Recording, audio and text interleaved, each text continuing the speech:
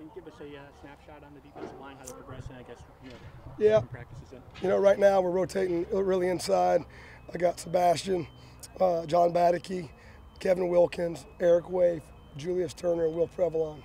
I'm not sure if that's 6 or 7 that I named, but that's who's working really the 2 inside spots. On the edge, we're working a little bit of Will Prevalon at the edge because he can give us something in the pass rush, I think. Then we have, of course, Elam, Kamoko, Darnell, and Jimmy Hogan.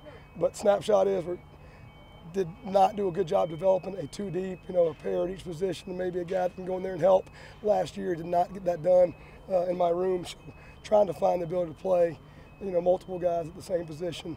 I think that's the only way we can survive and be fresh. Last year, I wore the legs out of Darius Hamilton and JPO, and shame on me for not developing depth in that group, and we got to do a better job with that. You ever feel how many you're going to rotate in the game?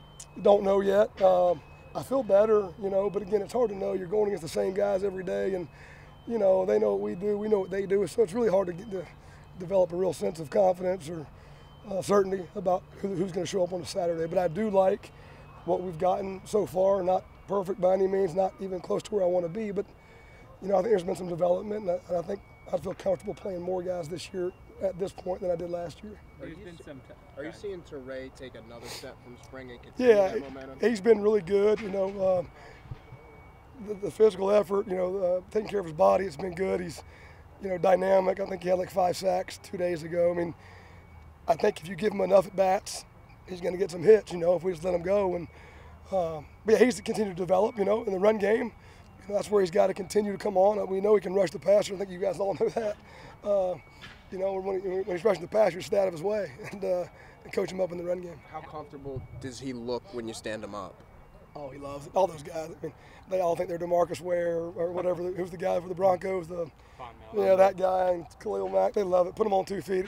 Every D lineman in the country wants to play on 2 feet. So yeah, they love that stuff. The question always with him is every down defensive lineman. Yeah, I mean he's an every down guy right now. And that's where I think we weren't comfortable putting him in the game last year, and we got to be comfortable because that's what he's got to be for us. But that's where I don't say his weakness, but his strength is certainly rushing the passer because he's so explosive and so loose hipped and just the guy runs like a scalded dog, man. It's amazing. But anyways, it just run games where he's got to continue to come on and play more physical and be violent and proper hand placement and leverage and pad, all that good stuff, escapes. That's where we got to continue to improve him. We've seen some looks where you put maybe 3 D tackles on the field. Yeah. I think it's Wilkins goes to the outside. What do you like about him there, and what's the purpose of that package? What I like about when we put the bigs in there, I got 305, Wilkins in a B gap, and I got 305 with Sebastian on the nose, and then I got John in there, 295. I got a lot of lead in my pencil, and hopefully we can anchor down and build a nice picket fence there. And I just like the size and that we're bigger. When you got the 250, those defensive ends, you start moving them inside, man, that's a different world. It's only 3 feet, but it's a whole different world in there at 250. You mentioned Wilkins in the spring. Yeah. Talked about his potential, him being the only thing getting in his own way. How has he been, and what have you seen out of that? I've been pleased with Kevin. With Kevin, the challenge, I've challenged him since I got here. As I told you in the spring, he's a talented kid. It's just consistently stacking days, put him together in the run game, just being a tough, hard-nosed, blowing snot bubbles kind of guy, and every damn snap and dang snap. And but I've been pretty pleased. I think he's gotten better with his pad level. Still not, I'll never be happy. You guys know that. No coach will get up here and tell you they're happy, but I've been pleased with how he's come along.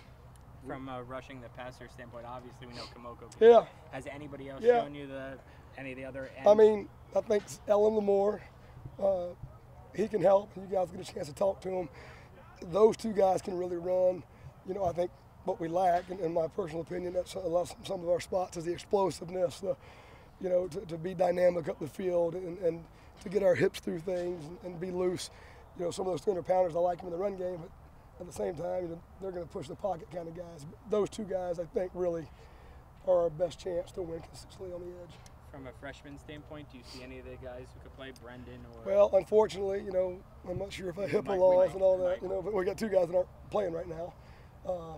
So with T1 and Mike not being on the field, those were the 2 guys that you thought would be the pass rush guys. I was excited about what I saw in the summer development program, and then now they're going to be both gone for the year, unfortunately.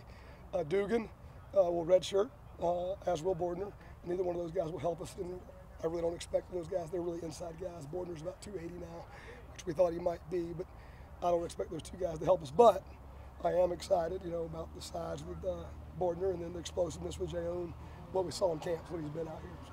Saying the Guardian caps, what does that do for you? As far as, keep eliminating some of the contact? Yeah, it don't sound like football, you know what I mean? Like, I'm just hearing helmets crack and all that stuff, and I don't know, it don't sound like ball to me, but keeps them healthy, and it's the first time I've been around them. I know Florida State, Clemson, some people I know they like them, so kids seem to like them. I don't know, I don't think about it much. I think it don't sound like ball the first day. I'm like, it don't sound like football to me. But Shane, you mentioned Kamoko a little bit before. Can you talk a little bit more about his role this year as a 50th senior? Yeah, I think with what we've done with the defense and our 3-down package and our 4-down package, we've tried to keep him on the edge.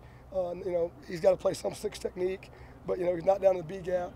We're trying to do everything we can to keep him uncovered and allow him to use his athleticism on the edge of our defense. The package, what we tried to do last year on 3rd down was put him in a position to take advantage of his ability to rush. Like the Maryland game, he had a sack. Indiana, he had a sack. Missed one at Ohio State. I think you just got to continue, like I said, to be creative and find a matchup on the fish. Who's the worst tackle, or if we can get him on the back, we feel good about that. And I think that's what we're trying to do, is find a package that's flexible, big enough but not too big, that he can go out there and. Because I'm just telling you, if you let him rush enough, that son of a gun's going to win. I'm just telling you, it's. Like if you give him enough at bats, he'll hit one out of the park. The kid is, and don't tell him I said it. He got a lot of dang ability, man. But ability and everything. But he's got a lot of dang ability. Time for 2 more. Coach, last week, Coach Neiman he said the number one thing was to improve the rush defense. What kind of steps are you taking to get better at that? Those big bodies in there helps. Just I got to do it. I mean, this is on me. When you don't play good run defense, and I turned the tape on last year, it's not because we weren't sound.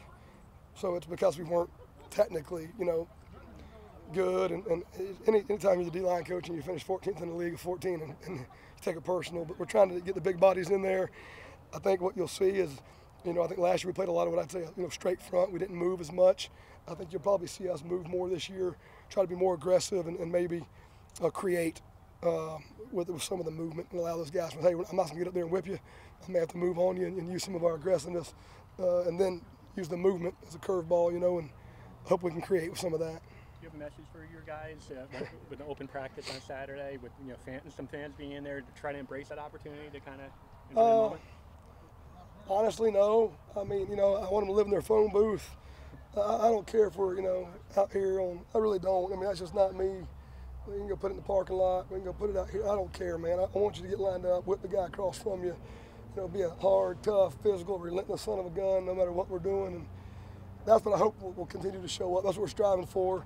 We ain't there yet, man, but that's what we're trying to develop in that unit. It's just a mindset that I'm going to come out there and I'm going to compete to the very end. And if you whip me, put it down again. Let's go. Put the ball down. And that's the mindset we're trying to develop.